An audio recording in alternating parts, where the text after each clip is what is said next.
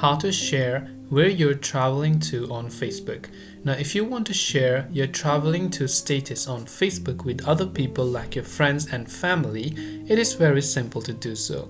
You could simply open your browser and go to facebook.com and log in, or you could also use the Facebook application during the process. Right on the home page of your feed, you can see the status or the update caption option right here.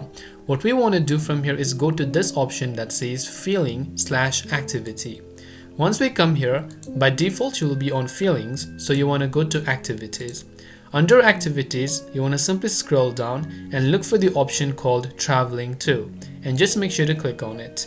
Once you've done that, now you can simply select where do you want to travel and search for that location, and you will see it right here. Now you can add a couple of captions right here. If you want, you can choose to customize the privacy of this from friends to public to a few specific friends.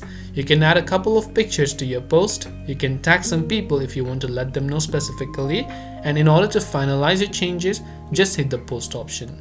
This way you can go ahead and then update your traveling to status on Facebook. I hope the video helped you. If you have any questions, feel free to leave them down. Thanks for watching and see you in the next video.